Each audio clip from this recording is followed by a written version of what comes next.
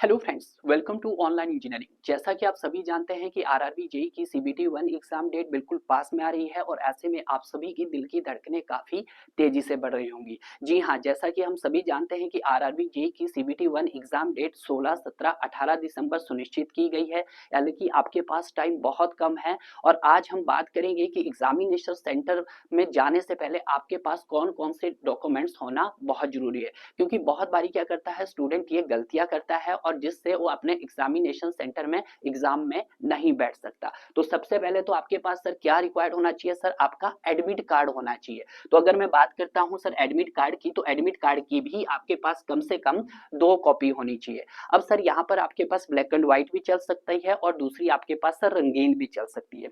उसके अलावा अगर हम बात करते हैं सर, आपके पास ओरिजिनल फोटो होनी चाहिए। अब सर ओरिजिनल फोटो भी कौन सी? जो आपके पास लेटेस्ट होनी चाहिए। और जो लेटेस्ट फोटो होनी चाहिए वो भी आपके पास कितनी होनी चाहिए सर? कम से कम 2 फोटो कॉपी होनी चाहिए। ठीक है, 2 फोटो होनी चाहिए। इसके बाद अगर हम बात करते हैं सर आपके पास आईडी प्रूफ की, तो आईडी प्रूफ आपके पास कम से कम 2 आईडी प्रूफ होने चाहिए। एक आईडी प्रूफ ऐसा जो आपके पास कंपलसरी है, तो कंपलसरी आईडी प्रूफ में आपके पास आधार कार्ड है। अब जो ये आधार कार्ड भी होगा ये आपके पास ओरिजिनल चलेगा। क्लियर है? ये आपके पास ब्लैक एंड व्हाइट भी हो सकता है और आपके पास रंगीन भी हो सकता है। बट ये चीज ध्यान रखना है कि अगर आपका लॉक है या अनलॉक है, तो आप चेक कर सकते हैं। एम आधार ऐप आप अपने फोन पे इंस्टॉल कर सकते हैं और वहां पर आप अपना आईडी कार्ड चेक कर सकते हैं, यानी कि आधार कार्ड कि सर वो आपका लॉक है या अनलॉक है। क्लियर है?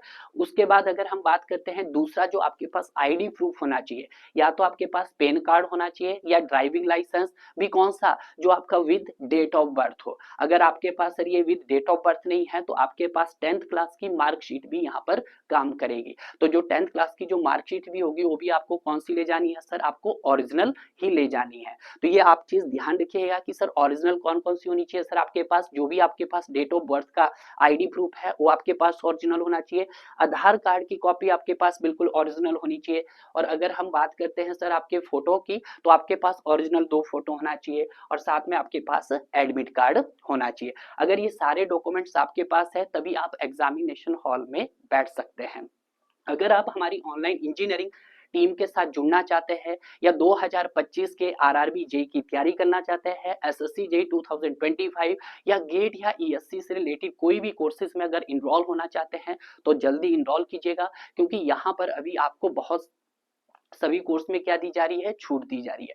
अगर हम बात करते हैं आपके स्टेट एजेई की, तो स्टेट एजेई का प्राइस आप देख सकते हैं 2999 में है।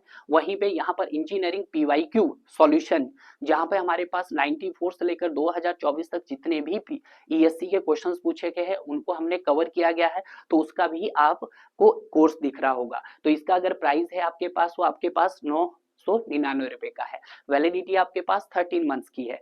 आपका मैं लिंक नीचे दे दूंगा अपनी ऐप का, तो आप ऐप पे विजिट कर सकते हैं और वहां से आप डिफरेंट डिफरेंट कोर्स को बाय कर सकते हैं।